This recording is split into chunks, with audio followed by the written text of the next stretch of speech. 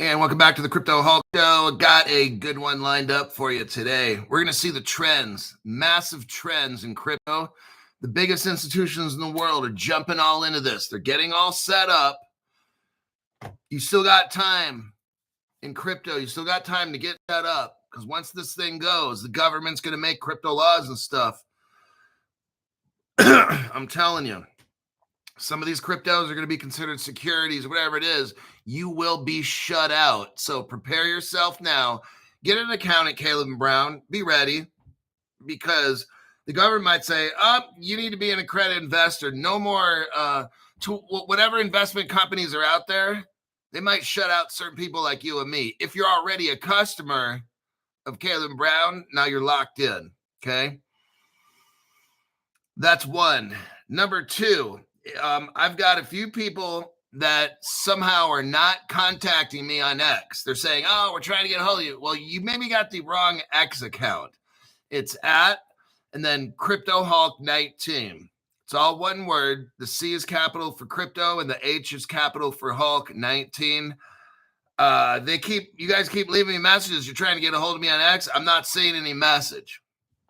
So I'm checking every day and I'm not seeing. And if you've already sent me a message, send another one. Your Locksmith Pro, you've paid a couple hundred. I still got you on a list, so we're just waiting. Sylvia Lee, I guess you've been talking with Crypto She-Hulk. I still don't have a phone number, so I can't contact you. Rodney DeRoos, missing in action. Tank Singh, I've seen your messages on YouTube, but I'm seeing nothing on my X channel, so I can't get a hold of you to start your membership.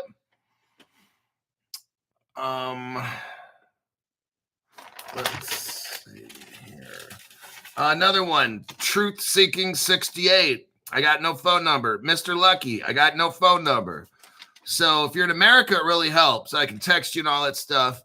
If you don't, we can communicate on X where I can still call you and text you and stuff. But I need people to start messaging me because there's probably, 5 people here that just, I don't know what's going on. So there's that. Don't bother just send it to the X. I don't know why it's that difficult for some people, but maybe you got the wrong one. You're sending messages to the wrong Crypto Hulk or something. Okay. My name is Crypto Hulk. I'm not a financial advisor, not a crypto advisor, none of the above. Don't listen to anything on this show. Yesterday, we made 30% gains. Not me, I'm holding, but we made 30% gains on the BSL token. So if you had, $5,000 you put in, you made 30%, maybe you made about $1,700 or something. Bam. Hey, I go over these cryptos. You can really do whatever you want with them. I think these are all valuable. So what I do on my program, let me continue with this disclaimer. So I don't know anything about investing at all. We go over cryptos. Somehow they make money. Sometimes they lose. That's just life, right? If you're always winning, you're high. I don't know. I'm not anybody. So don't listen to anything on this channel. It's a complete lie. Stay away from this channel. Do not invest in anything that I say. Okay. So what I normally do for brand new people is, I'll throw in an investment opportunity for you. For me, I bought in yesterday at BSL, the bank social. I needed some help. It was difficult for me doing all that because I'm not selling it. That's one that I want to hold. After looking at it for a while, I decided I didn't want to pump, dump, and all that stuff.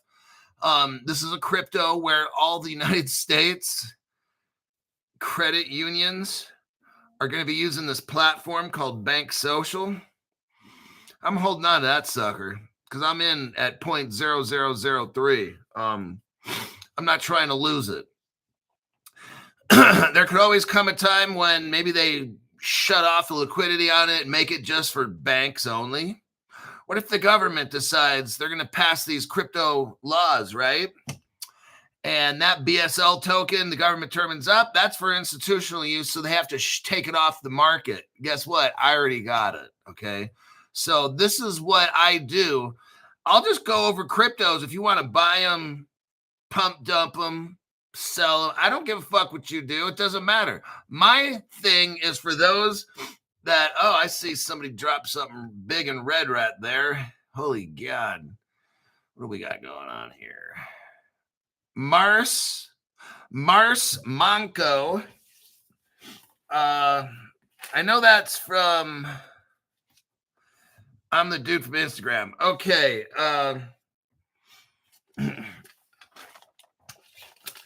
I need to know, do I have you written on a list or something here? I'll just write down your name, like whatever it shows right there.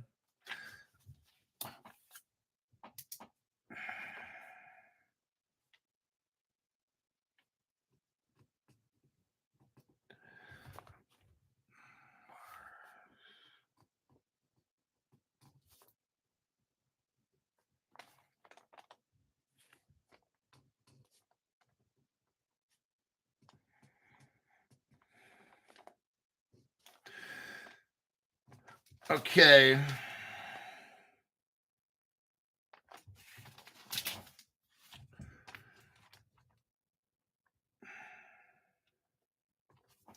right, so let me continue there. I got your name on there.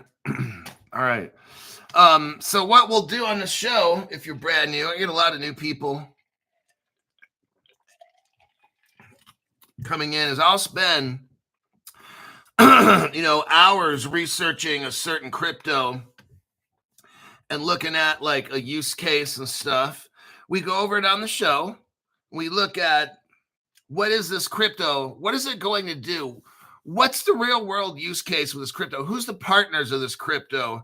Like, we look at a lot of different metrics, and then we just decide whether we want to keep it or not,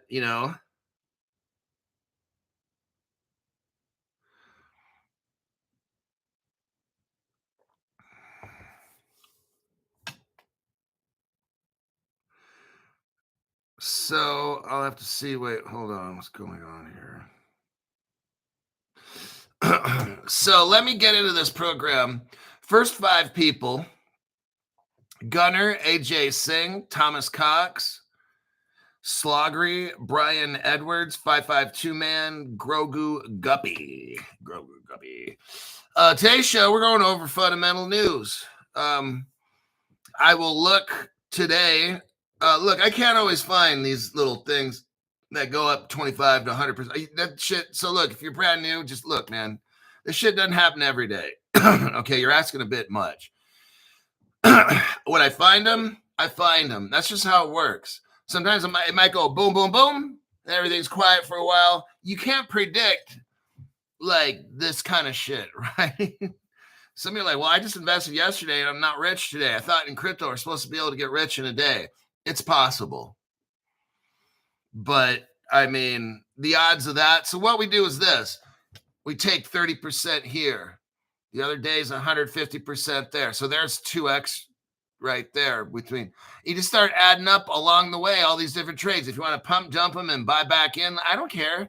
But like yesterday, could have made 30%. So if somebody's got 10 G's, you could have dumped 10,000 in, just made 3,000. And it's cumulative. Because a 25%, 30% gain, that's 2 years in the investment world. You just made in 24 hours 2 years gain.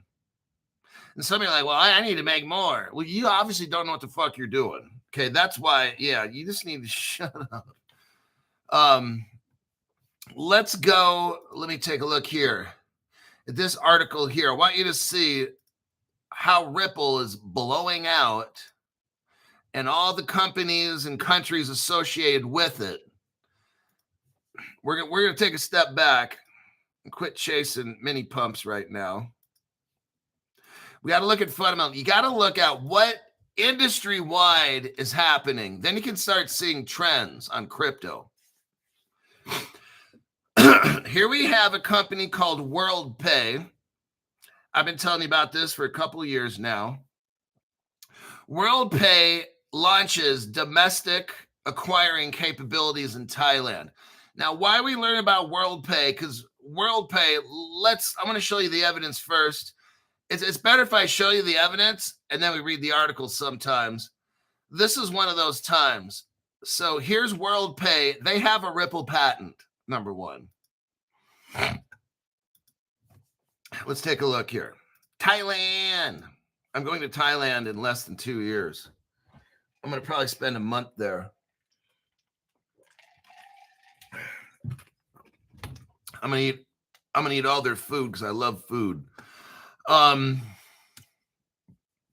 There's your article.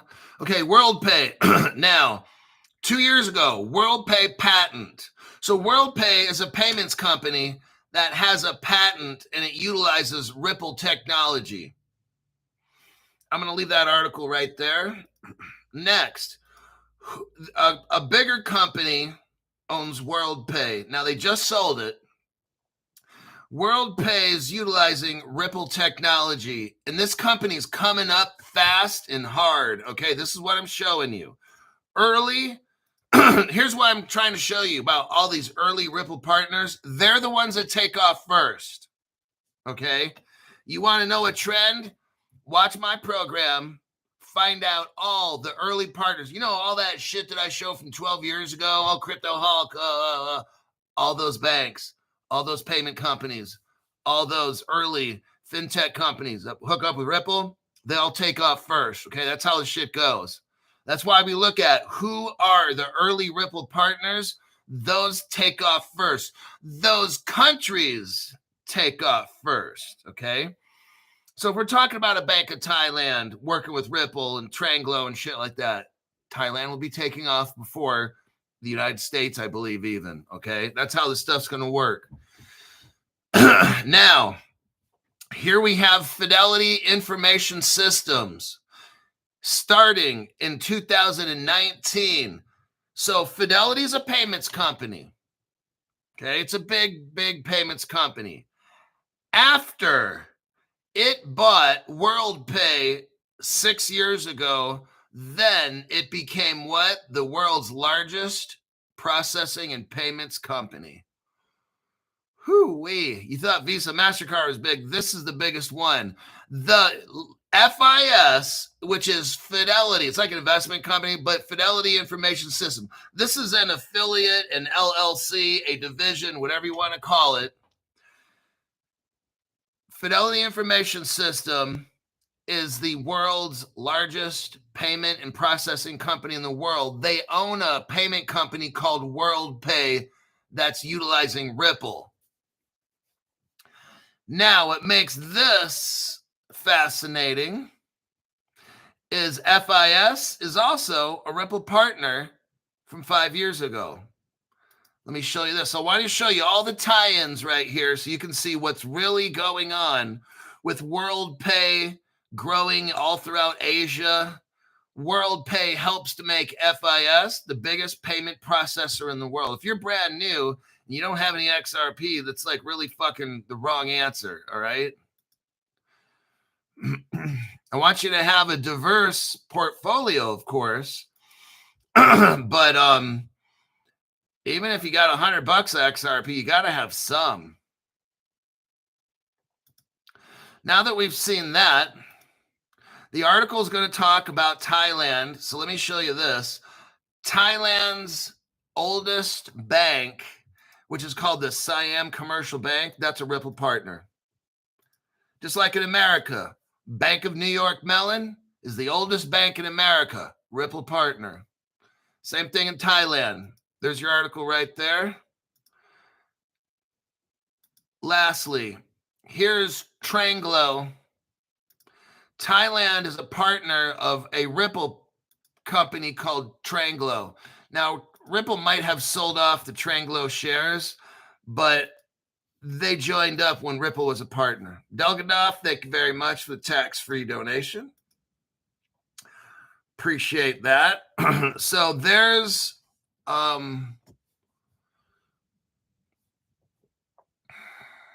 Ripple with Tranglo. Here's the proof here. Let me do a copy and a paste. Here's your next article showing you right there.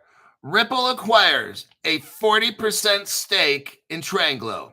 And this happened 4 years ago. So now we know Thailand's all kinds of hooked up with Tranglo and shit and Tranglo's mixed in with Ripple and Siam commercial. So now we can get to the article here. I just clearly established the fact that Thailand and Ripple are connected through 3 to 4 to 5 various payment companies. WorldPay. So here we go again. The company that is owned by FIS that was just recently sold. WorldPay has a patent on Ripple. Let's read what's going on with WorldPay now, and they're taking over Asia. Okay, that's how this works. It's not Ethereum. It's not Bitcoin. None of that dumb shit.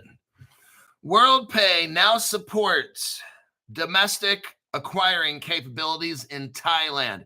WorldPay is going into these Asian countries and just fucking dominating the payment system. They're going to all end up utilizing WorldPay. Now, the little banks all throughout all these Asian countries, they're probably going to be hooked up with a company that's a WorldPay partner. So it's not like all these banks are going to join WorldPay. There's something called Line Pay, True Pay, Prompt Pay, Do It Now, and the stuff. So these different little banks, the end game is all the same. All roads lead to Ripple, okay? But there's going to be companies along the way. So these little banks aren't going to have Ripple relationships. Ripple doesn't have the time and resources to go to 3,000 banks, 10, 20, 30, 50, 100,000 banks throughout the world. You can't do that. So Ripple kind of takes the bigger banks, and the bigger banks have the medium side. It's like trickle down economics, but something that actually works. This move enables global merchants to serve local consumers with their preferred payment types. The company said in a press release, together with card acquiring, WorldPay has launched 4 alternative payment methods that are popular in the Thai market. Something called Line Pay, True Pay, and Prompt Pay. So FIS is the biggest payments company in the world. They have a smaller company called WorldPay working for them, and it has a specific job. WorldPay goes into these Asian countries and then starts companies that the Thai people and the Vietnamese, it's kind of like you gotta get in where you fit in. So WorldPay just can't open up a bunch of WorldPay banks all around the world. WorldPay does work for the banks. So the banks does what it does. WorldPay provides the payment processing that it does. So you can still have your Thai bank, but it's going to be running on a WorldPay platform, okay? And what they're showing here is WorldPay is taken over. That's what we're seeing right here. With the addition of Thailand, WorldPay now supports 9 markets in the Asia area. You got Australia, Hong Kong, India, Japan, Malaysia, Singapore, and South Korea, New Zealand. WorldPay is also expanding Colombia, Mexico, United Arab Emirates. These are all places where Ripple has been already since like 2014. On my channel and no other channel, I've been telling you about the International Ripple Business Association. I showed you all the countries that's there. Those are the early mover countries. So those economies, if you want to look at maybe you want to buy some of their currency. Maybe all the countries I just named, Australia, Hong Kong, India, Japan, Malaysia, New Zealand, Singapore, South Korea, Colombia, Mexico, UAE, and all that. Maybe you want to buy some of their currency. Now, if it's down at its lowest point, because you always want to buy it when it's at its lowest. But maybe some of these countries right now, their money is at their lowest point for a while, even. Maybe not in history, but maybe it's time to buy some of their currency. Why do we want to do that?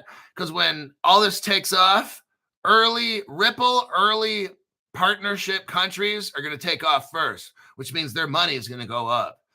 Now, eventually, everybody's money is going to go up, okay? So what you can do is you buy some of these countries like Turkey and shit where you know they're Ripple partners, and they've been Ripple partners, like I've been telling you, for 10, 12 years. We got South Korea and all these things. Maybe you get some of their crypto because they're going to pump first. These countries, their crypto goes up, I mean, I'm sorry. Well, the crypto goes up, which causes their country's monetary money to go up because they're gonna be the first one to tokenize all their currency. Their money goes up first. You can sell it off because everybody's gonna go up. So you might as well get theirs first, then sell it off. Then you can buy it back later if you want. But I just wanted to show you with this article here how Ripple technology is helping these companies. So Ripple doesn't have to be making relationships with 10 million banks. Ripple makes a relationship with 10% of the banks or maybe 5%. And then those big banks know medium banks and they can work with them. And then the smaller banks hook up to the medium. It's not like the smaller banks are going to hook up with Ripple. You might go through 2 to 3 bank levels before you even get to Ripple.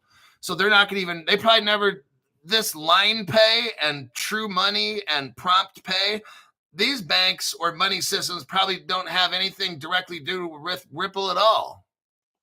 They work for themselves and maybe have a contract with this company. I mean, so not all these things, you have to see connections to Ripple. You don't need to see that. They're utilizing the Ripple technology. Let me check on these comments, and then I'll go to the next article. We're going to deal with Wall Street and the stock market next. You're going to see, okay, Stu Lavelle, well, no, Mr. OG is saying that $1 buys 1,500 Nigeria, the Naira. Now, that's a good example right there for Mr. OG, because what we got is Nigeria is a massive Ripple partner utilizing that. When this thing all takes off, that Nigerian money is going to fucking skyrocket, okay? You are going to make a ton off that. That's what you want, a Ripple-friendly country from like at least 5 or 10 years ago, if you can. It's got to be something long-term. Nigeria's been heavily into Ripple, utilizing Ripple technology. Doesn't necessarily have to have a partnership with Ripple, but they're utilizing it with ONAFRIQ, ONAFRIQ. That's all Ripple.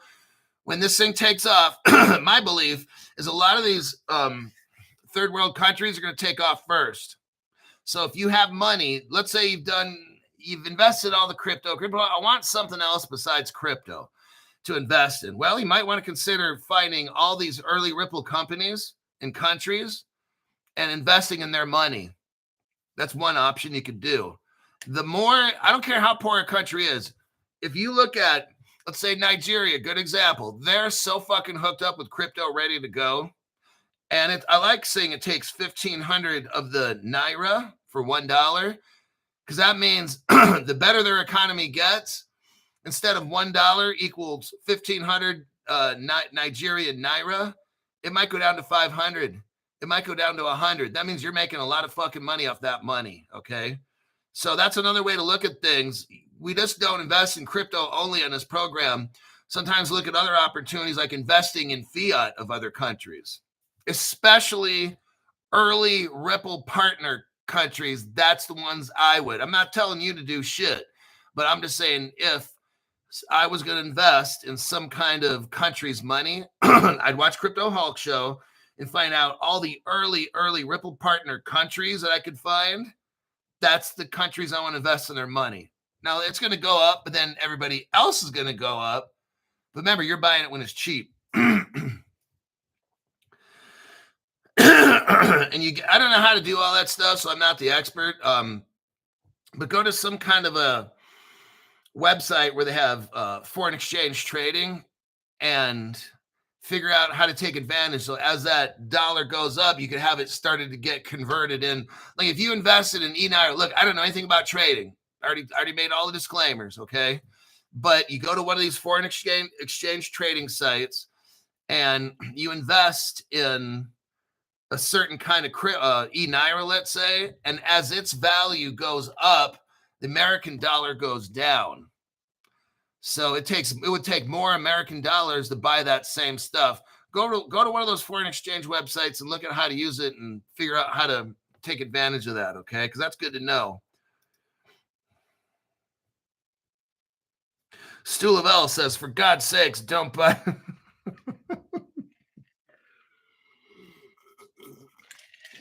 Let me tell you something. It's all funny what Stu Lavelle's saying, but let me tell you something. Dilip Rao. Well, let me show you right here. While we're at it.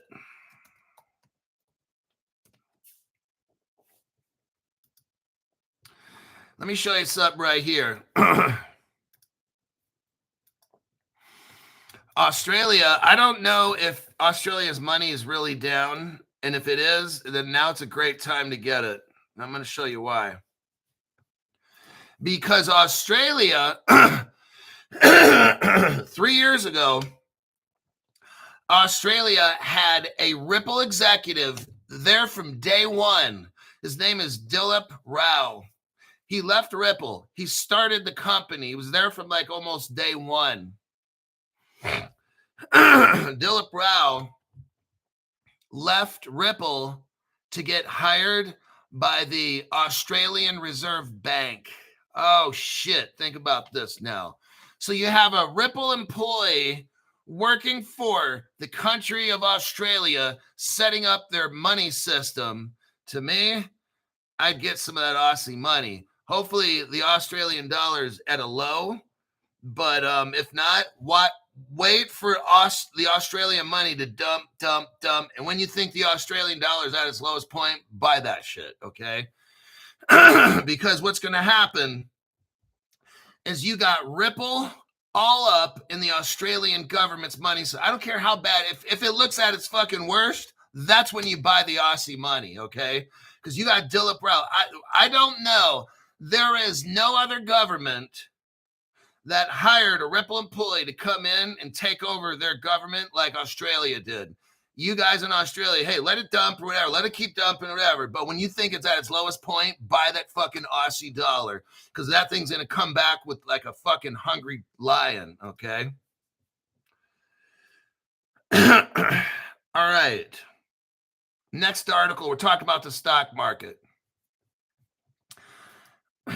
Crypto is moving into the stock market.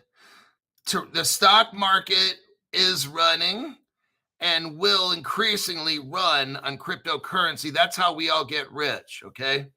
It's not tomorrow. I want you to understand the fundamentals of crypto is just not look at a crypto and if it looks green, I'll buy it, or I don't care about that fucking shit.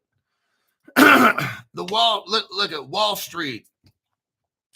Wall Street moves on chain as tokenization of US stocks goes global. We talked about a crypto the other day, and it got implemented into the Dow Jones centrifuge, right? We just got done. Crypto Hawk just got done with a deep dive. I think it was it CCP or I can't remember. It was centrifuge was the crypto. I don't remember the 3 letters. Somebody remind me. What was it?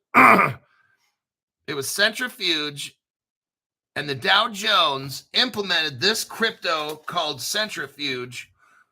I don't know if anybody remembers the 3 letters. I could look it up. CFG. Okay. CFG. All right. That shit. Now we're talking about the Dow Jones right now and stocks and all that. One of the overarching themes of 2025 outside, they were talking about TradeFi. Let me look at this article, try to find the most important. That theme got shot in the arm this week. JP Morgan. So here's what's going on with crypto and Wall Street, okay? On July 2nd, so we're talking 5 days ago, JP Morgan is developing a new service to tokenize carbon credits. On June 30th, crypto exchange Kraken unveiled its long-anticipated platform allowing retail investors to buy tokenized versions of U.S. equities. That same day, Robinhood also announced rolling out tokenized stocks. Wow. Kraken's offerings were similarly available only for eligible non-U.S. clients. Wow, they're keeping the United States out of it. While initiatives may appear distinct, ranging from environmental credits to fractionalized equity exposure, the connective tissue is the same, moving traditional financial services into blockchain. This is what I'm trying to show you now. What's happening, and it's starting. It hasn't done it yet. Okay, you're not rich tomorrow, so stop with all that. What I'm trying to show you here is the biggest of the big. Hey, look, JP Morgan, it gets no bigger than that. JP Morgan, the world's most financially, what do they call that? Not statistically important. JP Morgan's bank is the most important bank in the entire world for financial. If JP Morgan goes down, it affects the whole entire global system. Systemically, JP Morgan is the most systemically important bank in the entire world. And they're getting into utilizing cryptocurrencies in the stock market. We already know BlackRock is tokenizing. They're using Ondo and Axelar, which is a Ripple partner. What I'm showing you here is these institutions, JP Morgan, Kraken, and these other ones, Robinhood and stuff, they're all coming up with crypto. They're taking traditional finance and putting it into crypto form. This is all starting to happen now. Okay. This is what we're looking at, a stock market in the future that's running on cryptocurrency. You're here early. Now's not the time to sell. That's ridiculous.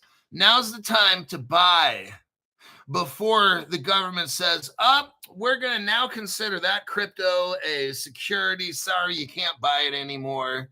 Now, you may already own it. You're going to be glad that I'm showing you all different kinds of cryptos, and some of you may be buying them and stuff, because I'm telling you what, 6 months from now, you may not be able to buy them. This shit's going to be done.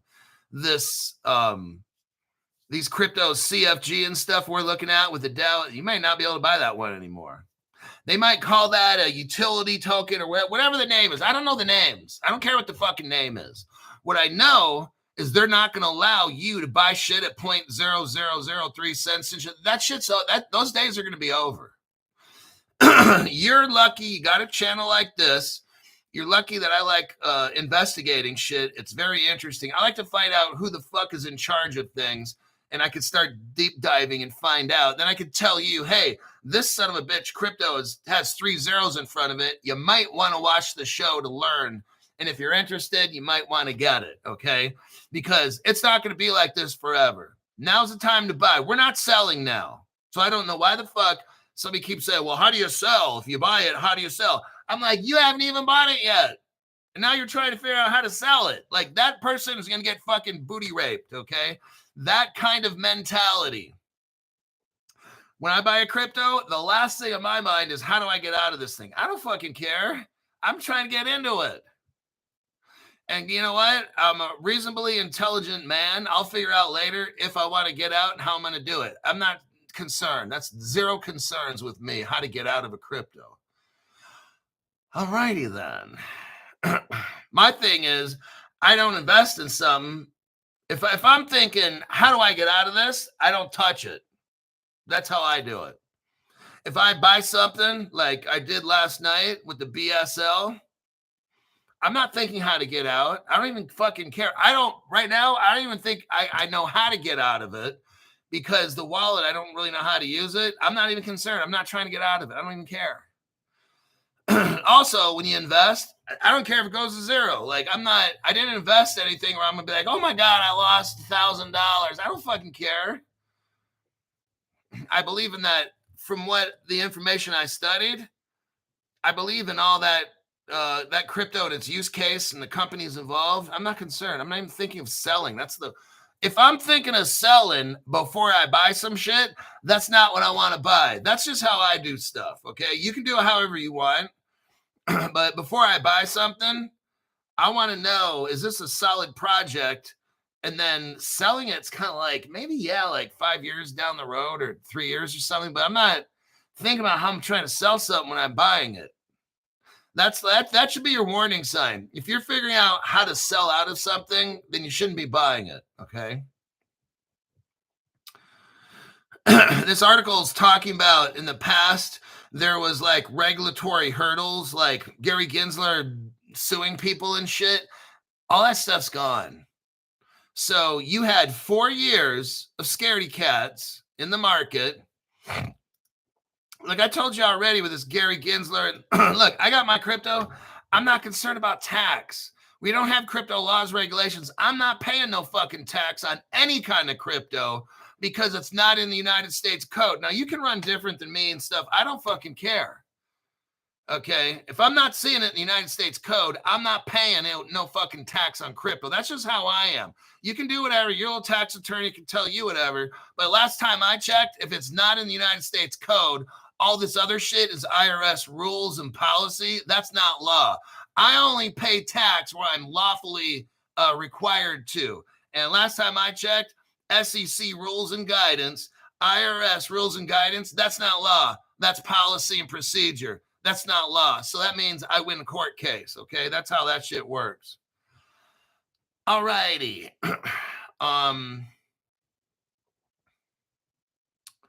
That's all I'm going to show on this article here. I just wanted to show you that this crypto. Now, one thing I wanted to mention is let's look at a crypto called Circle.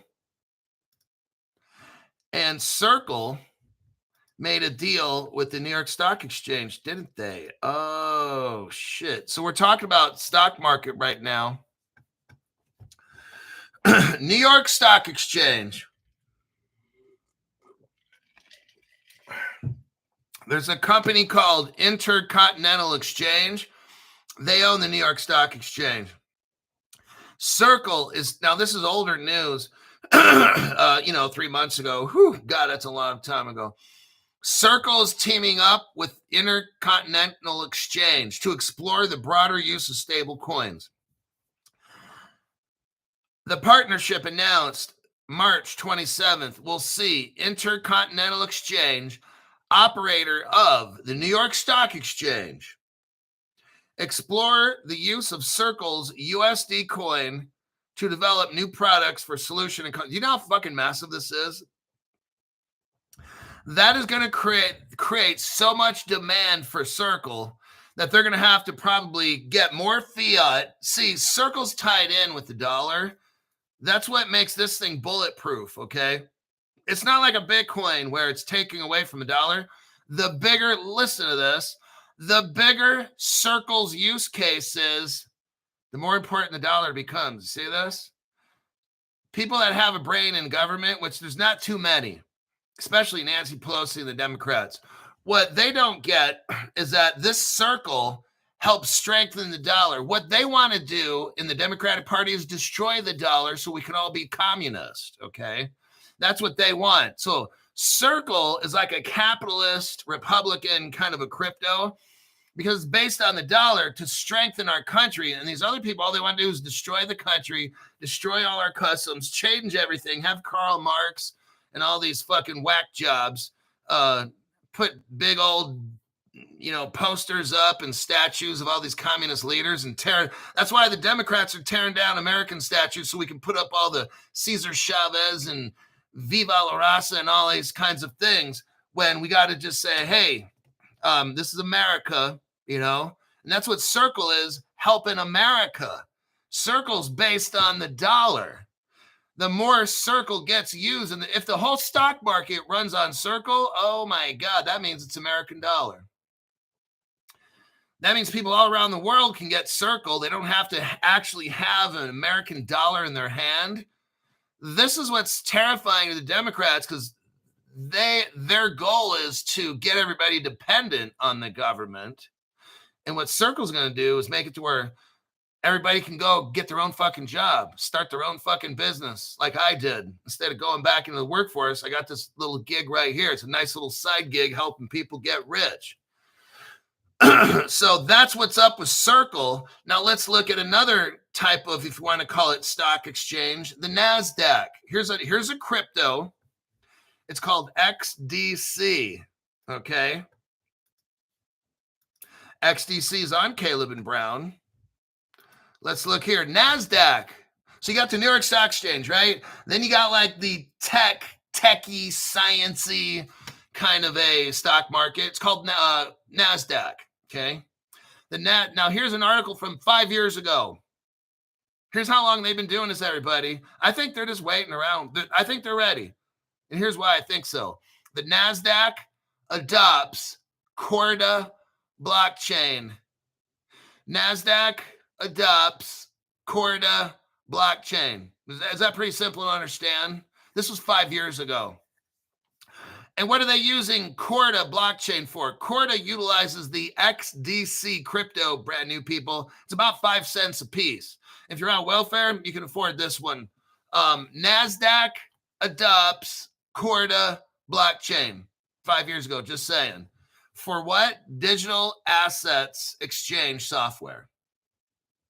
R3, oh shit. R3 used to be a Ripple partner, by the way, but they're still, R3 is based on the XRP ledger, and they're utilizing XRP. They fought like hell in court to get XRP. So we know this is all tied in with Ripple. R3 announced that the NASDAQ will use R3's enterprise blockchain Corda. And what's a native token on that? XDC crypto. Oh man, Crypto Hulk. Yeah. So for those of you that are broke, 5 cents. That's how much it costs each. 5 cents. You can buy these on Caleb and Brown, my sponsor. Look below the channel, bottom left corner. Click on that. Set up your account.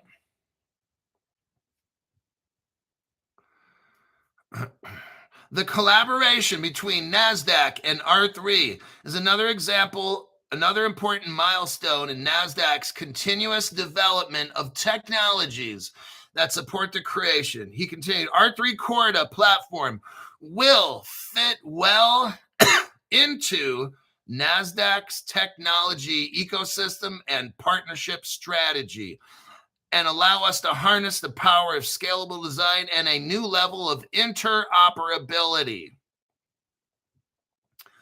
NASDAQ has quite a bit of experience in the blockchain.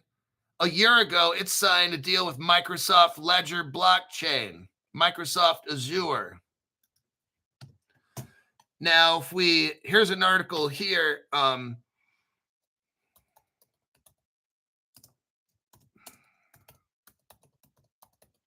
Let me check something out here real quick. If we do a Google AI search, Microsoft has collaborated with Ripple, the company behind XRP, in 2 areas: key blockchain integration and mental health support. In 2015, only 10 years ago, Microsoft integrated Ripple's protocol into its Azure platform. Now we know that 10 years ago, Microsoft imported Ripple's protocol. You know, the Interledger protocol that's already in the internet since 2014. I already told you about that one. We're reading the article here, and it's talking about a year. So 2019, actually, this article is wrong. Well, it was 2015 when Ripple and Microsoft hooked up together. Microsoft imported the Interledger protocol in 2015. That's the same year Ripple won the Ripple settlement agreement. Ripple XRP was determined to be a currency to the United States government in 2015. In 2015, Ripple was a money service business. The government made 2 distinctions. This is what no other channel talks about. These dumb shits always talk about the Ripple trial and all that. That shit is so fucking fake. In 2015, Ripple won a settlement agreement where the United States government determined that Ripple, when it buys and sells all the XRP and incentivizes and gives it away and shit, Ripple's a money service business. Has nothing to do with securities, commodities, none of that shit. The next thing that was found in the Ripple trial in 2015, that the XRP was considered to be a currency, not a security, not a commodity, none of this other fucking shit, okay? So now Ripple you can create or make something a security or a commodity, like with gold, like my necklace. Gold can be money. Gold can be a commodity. Gold could also be a security as well. It depends on how you package it, right? Okay. So when the judge Annalisa Torres is like, the XRP in and of itself is not a security, blah, blah, blah. Well, number one, she can't even say that. These judges can't tell you what XRP is because it's not in the United States Code. Judges are not paid for their opinion. Judges are paid for their interpretation of law, okay? Since we don't have law in the United States Code, it doesn't matter what Judge Annalisa says or whatever. It doesn't fucking matter. She can't tell you what XRP is because it's not in the United States Code. Technically speaking, there was a settlement agreement. The United States attorney did say, along with the Department of Justice, but guess what? All that stuff is still not law. It's a court case. So if you want to call it anything, it could be called case law, but it's not law. Okay, there's a difference. So I don't want to split hairs anymore with that. But what we got here is Microsoft Azure and R3 Corda are in the NASDAQ. What's important is Microsoft Azure is Ripple's interledger protocol. It's built in. That's what Microsoft assures. It's Ripple. And guess what? Yeah, the article tells us R3 is already in the NASDAQ. So again, even though R3 and Ripple used to be partners and they separated and all that, the technology, it comes back together. They need each other. They need each other to work. Whether they're partners or not, this shit doesn't matter. You got R3, but in order for R3 to work, they had to put Ripple into the NASDAQ. Do you not get this? Now, R3 is XDC crypto. If you're brand new, it's like 5 or 6 cents. XRP is like $2.20 something cents. Okay, that's who's going to run the NASDAQ. So if you're brand new, there's your fucking 2 cryptos you might want to look into getting. Okay, either one of those 2. Not Ethereum, not Bitcoin, just saying. Now, here's our article here. R3 Corda is going to use this XDC crypto. There's the facts, not my opinion. There's your article there, buddy. R3 Corda set to go DeFi with XDC. Tells you right there. This is Cointelegraph, CoinDesk. Very reputable news company. All right. Let me click out of some of this.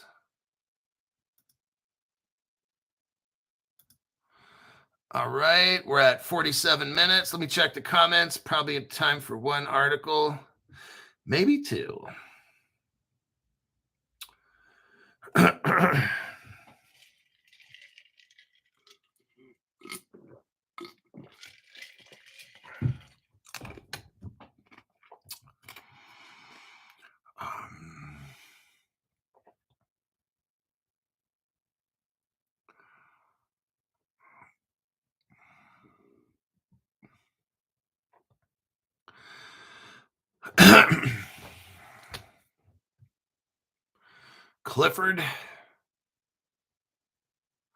Clifford Fudge, put in some earplugs and enjoy. Oh my God.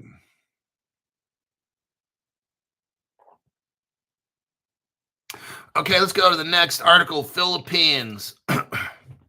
We have an article here. Here's the title.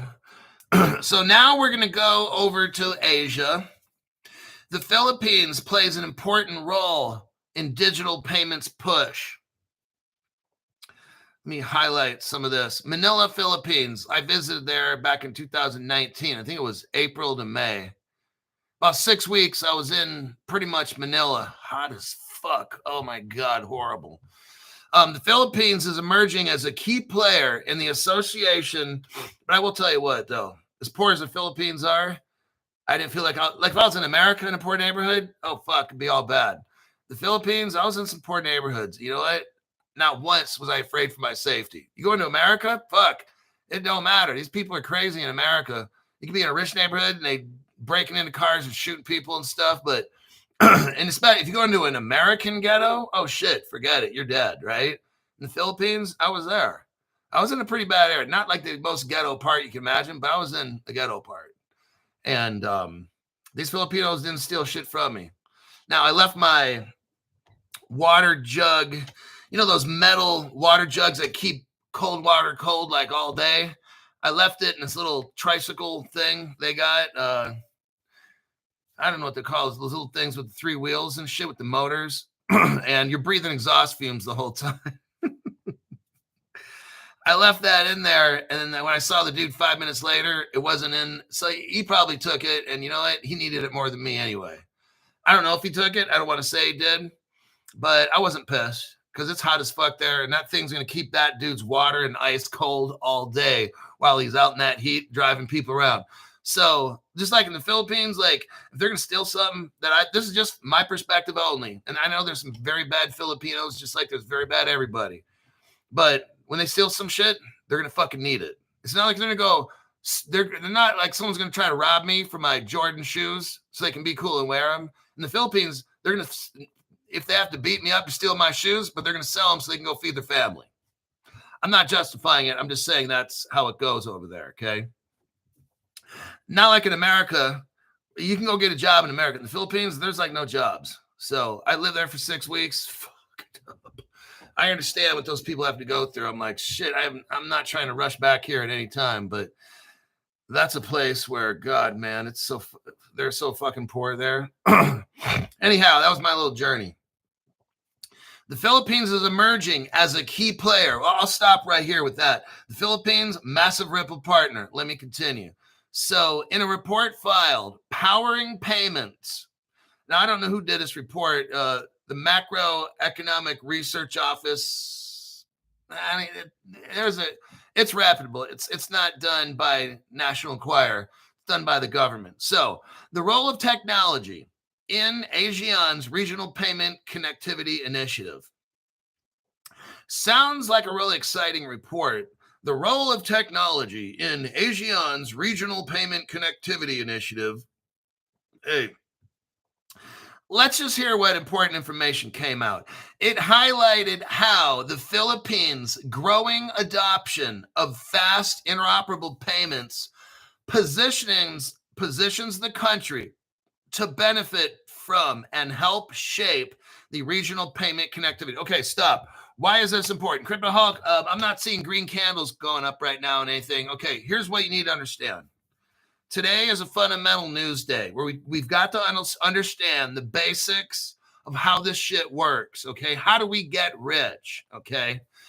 The Philippines, I gave you that story of me living in the Philippines for 6 weeks. It was unbelievable. The house that I stayed in at night, I had to go to sleep, and sometimes the temperature is like 90 degrees in the house, 95 sometimes. And it's like I couldn't sleep until like 1, 2 in the morning. And we had this little AC that didn't even barely work. It was just the worst fucking experience of my life, okay? I can't get into all this shit. It's all fucking bad in the Philippines. I caught this bacteria, virus, whatever it was, I almost died. Okay, so my American doctor told me, if you don't kick this thing, it's going to move into pneumonia and you will die. And I'm like, fuck. So it's probably about the last time I go to the Philippines, all right? And I say all that because this is the perfect environment for Ripple to start and to launch, okay? As fucked up as that country is, the financials, it's broke. Look, the people are great. I think they need to change the president and shit. Anyway, that's another story. They need to become more capitalist. They're still too communist in the Philippines.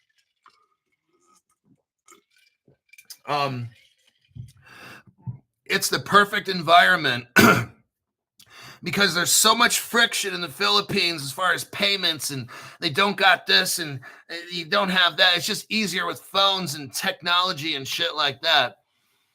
The Philippines is taking off. That's why I did this study. The Philippines is the perfect place to launch this, okay?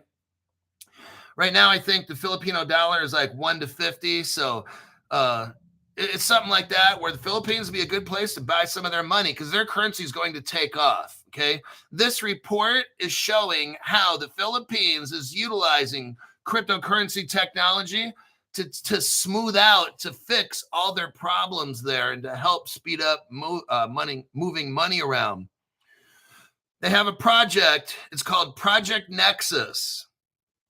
It's a multilateral effort with Singapore. If you know anything about the Monetary Authority of Singapore, that Singapore government is a Ripple partner. So what they did, I'm kind of fast forwarding and I'm adding a lot of stuff the article doesn't have.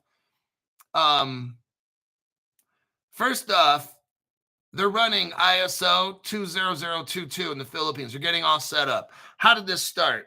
Well, we take it back to Crypto Hulk Show. When I was the only one showing you, there's something called Ripple Singapore. No other channels showing you any of this. We go back 3 years ago and I was saying all this, okay?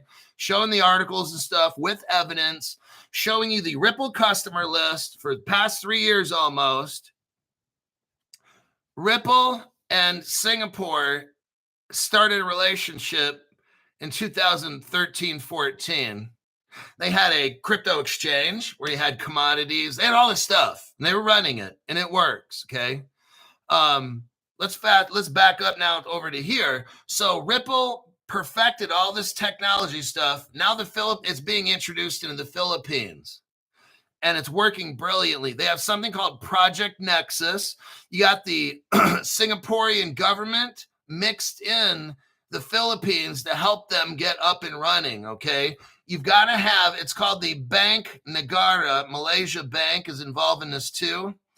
And the Bank of Thailand's helping the Philippines, along with the Reserve Bank of India, to what? Connect for fast payments. While the Philippines has yet to operationalize a live payment link under the RPC, it is among the countries already compliant with ISO 20022. Okay. What I think is happening is these richer Asian countries, there's a project called Nexus, and it's trying to get all these Asian countries to work together. Now, the thing is, the reason you have different projects is because a lot of times, okay, look, just be honest. People generally tend to want to be friends with people that are like them, that look like them, speak like them, eat the same foods, and these kinds of things. They tend to trust these people more.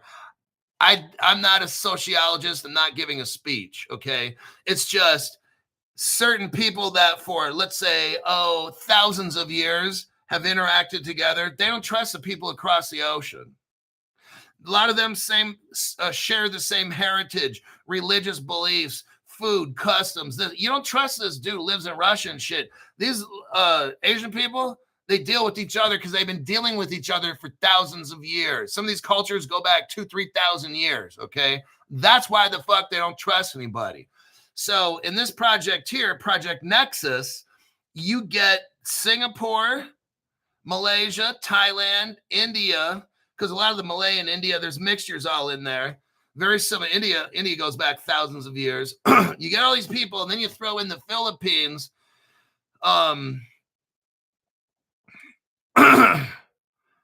This is what's happening. These countries here are getting the Philippines hooked up. They got this prompt pay. Thailand has prompt pay. Singapore has pay now. Malaysia has what they call do it now. DUITNOW.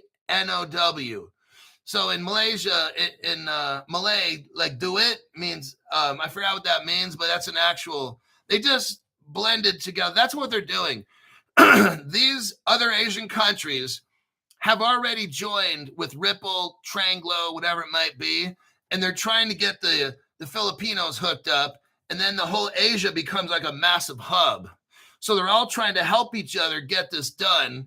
Some countries are richer than the Philippines, so they start first.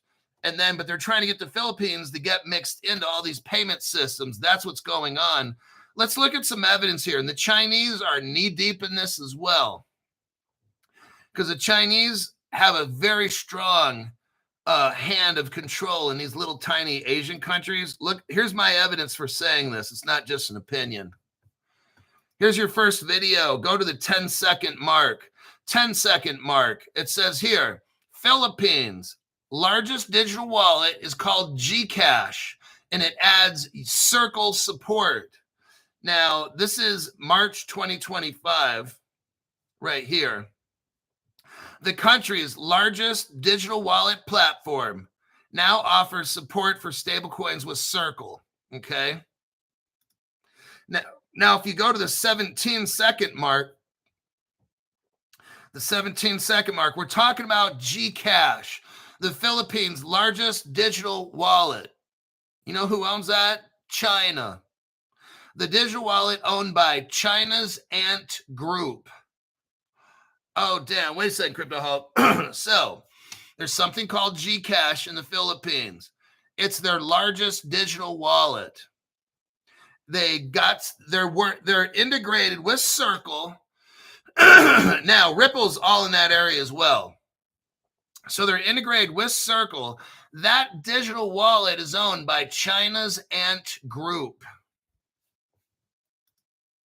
Experience the power of USD Circle on Stellar. So Circle's running on Stellar.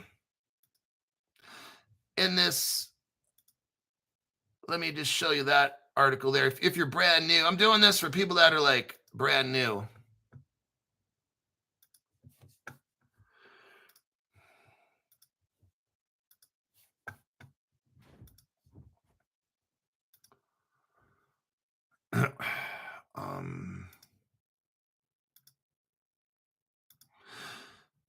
Next, Ripple and China. Ripple's been a China partner for like 12 years. Here's your evidence for that. Go to the 34-second mark. 34-second mark. What do you see? Ripple China. You see CNY. That's the CBDC of China. What year is this? 2013. Ripple had that made.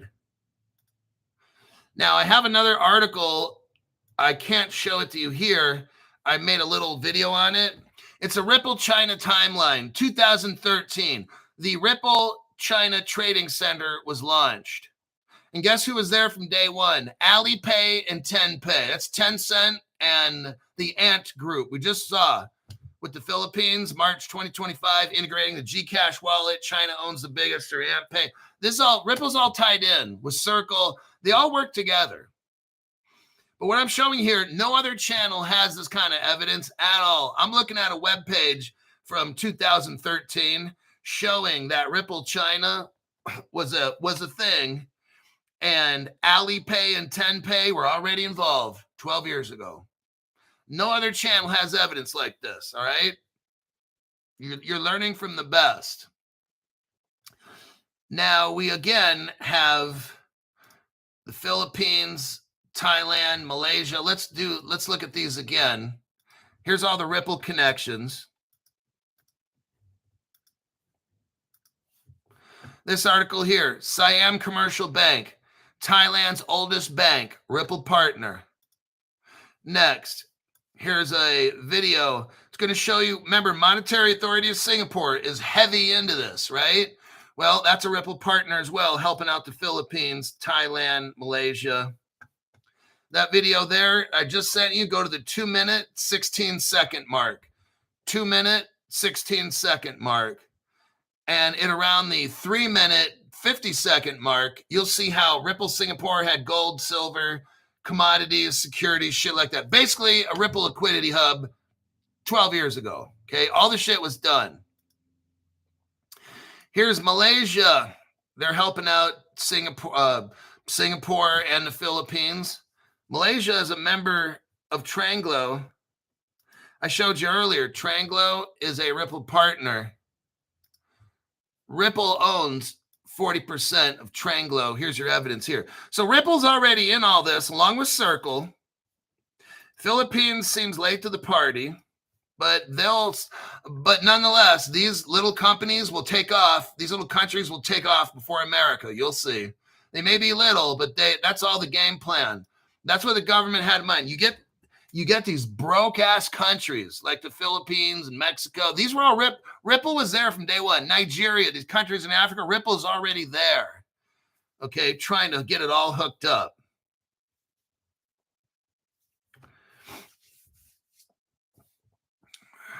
Okay. Let me check the comments. We're at the 1 hour mark.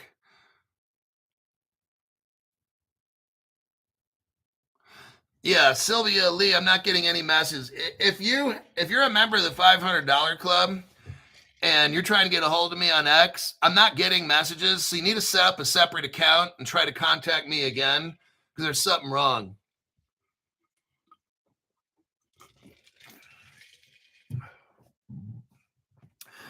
I read off names to like 5 people, and you on the YouTube, you're telling me you're contacting me, but it's not going through. So there's something's wrong with an account, or I don't know what it is, but set up another account, different email, set up all brand new. Don't put it in your name, put it in somebody else's name. Actually, have a friend set up an email account and then use that, because there's something, the X platform is not wanting you to get in contact with me. That's how it is. So you're going to have to make a ghost account have a friend make a ghost account, and then we'll get set up that way because something's happening. All right, Mr. Lucky. And again, I need your phone number, so contact me. Just a reminder, be careful with Coinbase wallet. Here we go. Listen to this. Yesterday, I got my wallet hacked for everything. What? Completely wiped. But my Caleb and Brown is safe. Sent a message to my broker, Sam, and he took care of my worries instantly. Yeah, I don't know about that Coinbase thing. S-Harib1 says, no glitching today.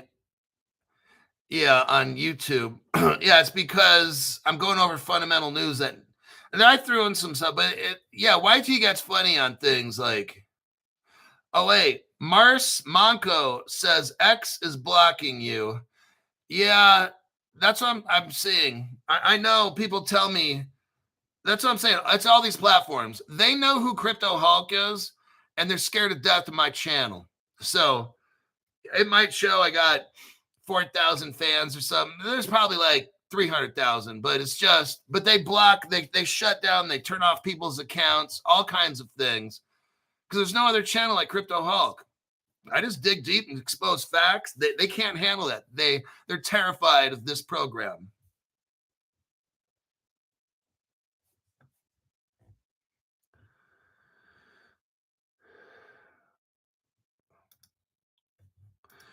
Okay, rest in Preeds, Mr. Lucky. Caleb Brown blows balls. They keep your crypto 7 days to make money. Well, that's a total lie. And if you keep saying that, you'll be banned on the channel. So I don't know who's saying what, but if there's anything negative about one of my sponsors, then you'll be banned from the channel, whether you're a $500 member or not. So just putting that out there. If you value your money, you're going to shut the fuck up.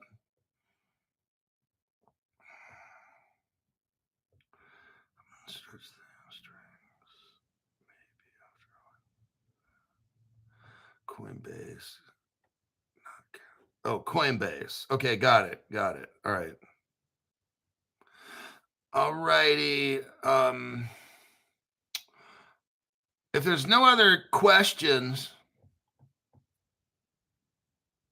yeah, Coinbase, not Caleb Brown. All right. I figured, because I'm like, how Caleb Brown doesn't do, that's why I joined them. I don't see no dumb shit coming from them. So may not be rich, but I found a 7,000 fridge yesterday for $250. Oh. So you found a fridge that used to sell for $7,000 and you only paid $250 for it? Son of a bitch. I knew the prices of those expensive fridge freezer, they got TVs and shit. I'm like, man, but then I'm sure they probably drop in prices super fast. So Trump, Dogecoin. I have a question. Okay, Subtle End has a question.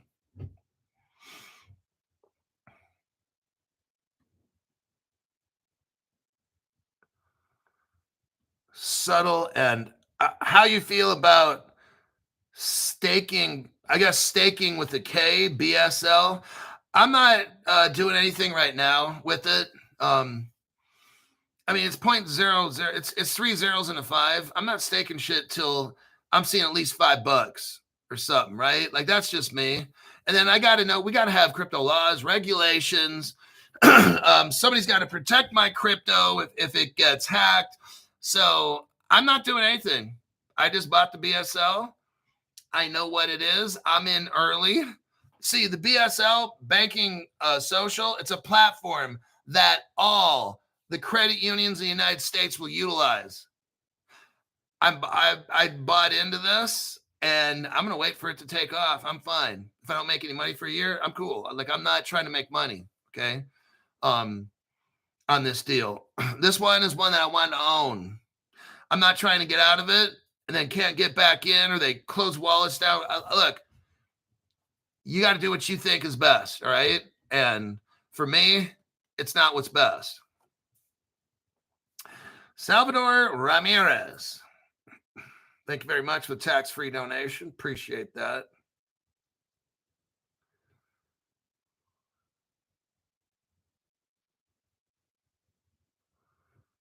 Salvador says, I was watching Crypto Hulk video yesterday, and it was so bad to watch. YouTube was messing with our channel, stopping and restarting. Yeah, because they're desperate. So, look, certain shows, YT is going to mess with because they don't want you to see. That's the ones you need to watch, okay? The Crypto Hulk videos that are all jacked up and all this stuff, format, that's the one you want to watch, okay? It's kind of like the opposite of Jim Cramer on Mad Bunny. Like, the biggest loser he talks about, that's the one you want to put money in. And the biggest winner shit that he's talking about, you don't do that. Subtle N says, okay, I never staked any kind of crypto. Just curious on your thoughts. Look, when it's safe, right now it's not safe. It's not safe at all with all the hacking and AI hacking. No. Just buy shit and hold on for dear life, okay? Where you hear about entry and exit points and staking, these are all from channels that eat horse shit, okay? So what we do on this channel is we deep dive the fuck out of something. I'll present it to you. Generally, they always go up. Every once in a while, I buy and sell and flip. I've only done it like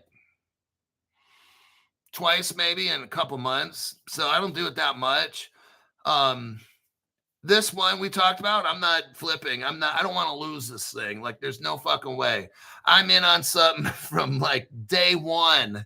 And when all the credit unions in the world are running on Bank Social platform and they're going to need the Bank Social crypto, guess who's got a lot of fucking of that? Me. So I'm waiting for them to get, it takes what? I think I said 12 weeks. 12 weeks for a bank to hook up with the Neuron platform, NURON, and with their Secura, SECURA platform. It takes them 12 weeks to hook a bank up. So over these next months, as all these community federal credit unions are hooking up, and they're building a network, then all the locations, they're going to be nodes on the Bank Social network. So they're all invested in. All the community credit unions in the United States will be run on Bank Social. Congratulations, because you're going to be one of those people that are there from when they got 3 zeros before the 5. And then one day when this thing's at $100, I don't know, $500,000, you're going to be like, you could literally, that's why I got this crypto, and it's separate. I'm not putting it on a Caleb Brown. I'm keeping this one just separate for my own personal reasons. I've got a hardware wallet with VeChain and XRP on it. I'm not moving that anywhere. That's staying right there. Now, I got my Caleb Brown stuff. I'm not touching that. I got this BSL stuff. I'm keeping it right there. And I like to have my stuff kind of split up. And stuff I buy in Caleb Brown, I keep right there. Okay. And, you know, we all have different little things we do, but I'm not trying to move. I'm trying to stay in that Bank Social network right there from day one in a Hedera wallet. You know why Hedera wallet? Because Hedera is hooked up with Seals Q, and Seals Q is doing the quantum proof. That's why I'm not touching that fucking shit, okay? I'm not going to stake it. I'm not doing a fucking thing because I know that Hedera is linked up with Seals Q utilizing WiseSat. And Hedera is also a Ripple partner with Algorand. And they got this quantum computer hack proof that they're working on. Hedera brings the software. Seals Q provides the hardware. They're working with NVIDIA. And I'm keeping my shit right there. I'm not touching it. I'm not doing no fucking thing. I'm not trying to earn money on a 0.0000 whatever fucking crypto. That shit's going to be nice and safe because Hedera is going to protect it. And that's just how it is, man. That's my deal. Vera Network, huh? Well, let me take a look there, buddy. VARA.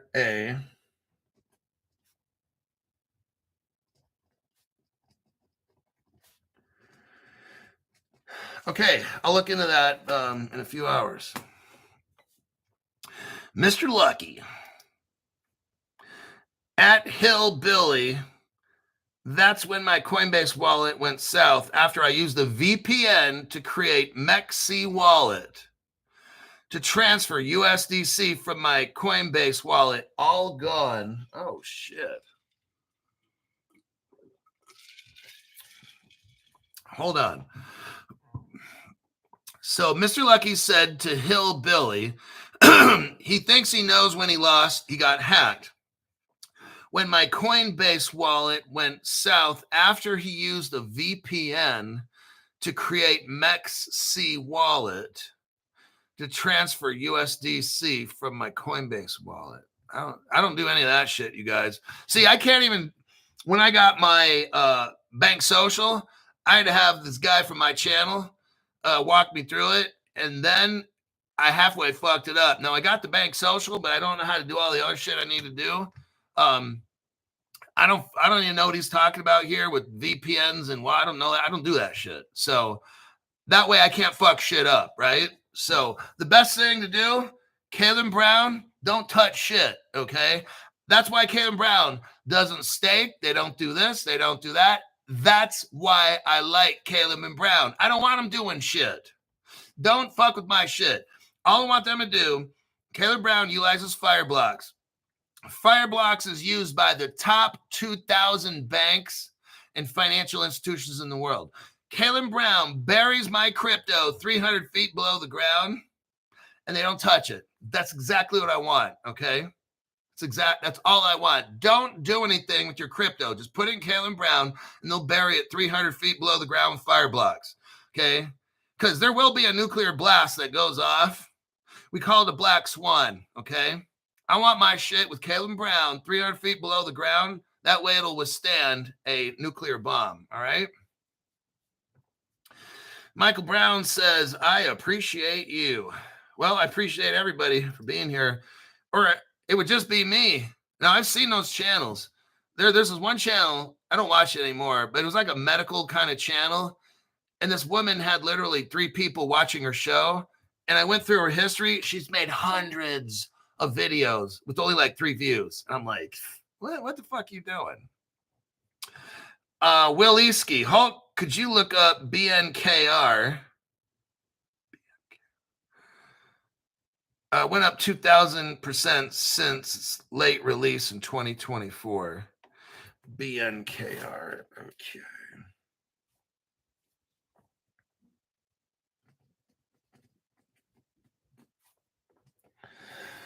Okay, I'll look it up.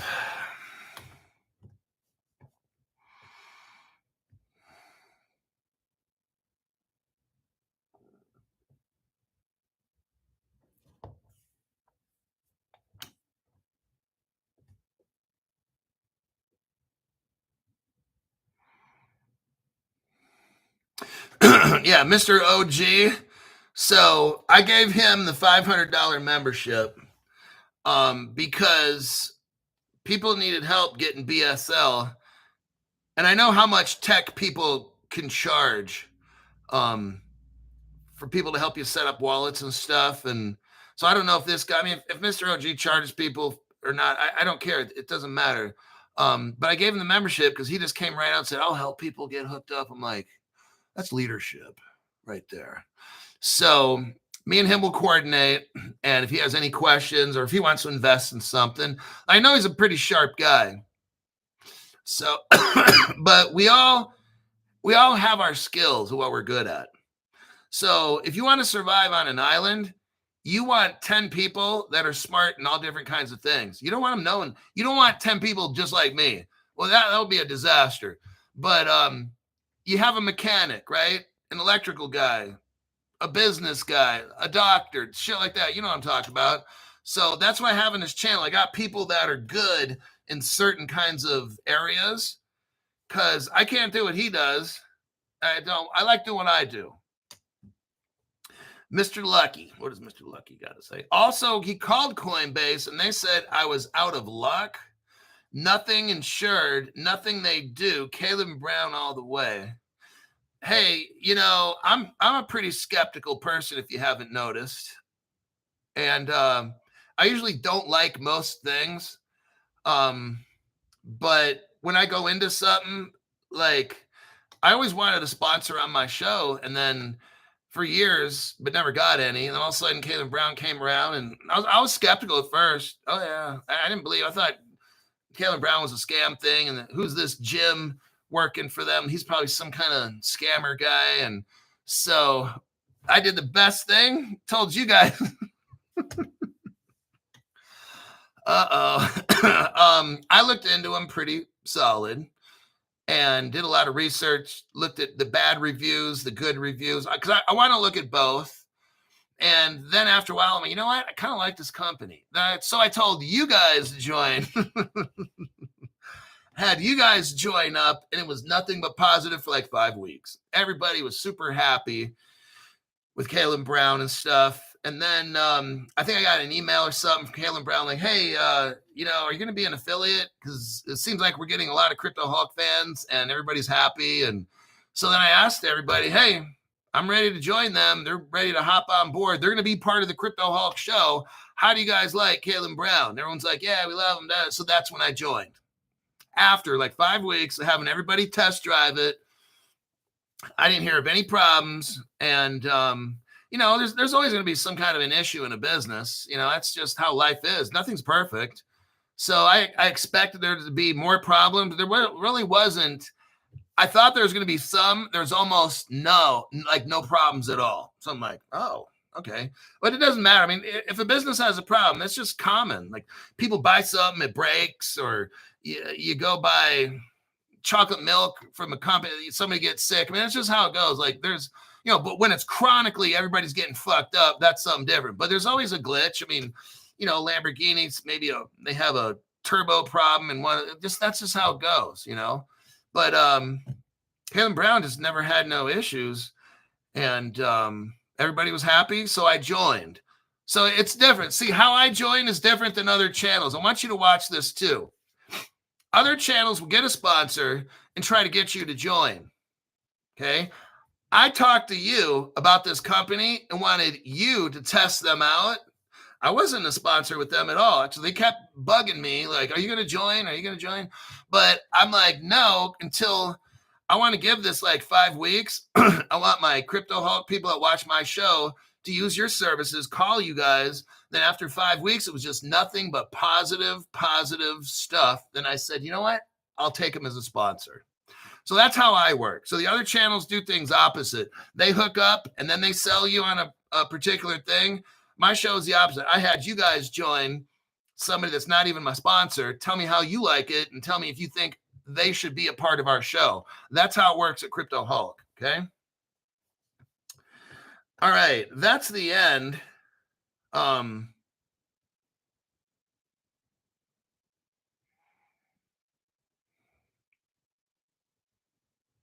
Can't make everyone happy, says Chris Sharpie. Chris Sharpie says, you can't make everyone happy. There's a bunch of Karen. There's a bunch of Karens out there. Yeah, ain't that the truth?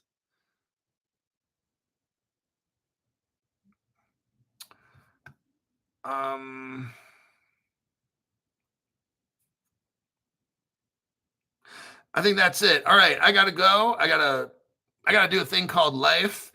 I'm gonna try to have a show at 5:00 p.m., maybe 5:30 today, somewhere in there. I don't quite know. That's Pacific time.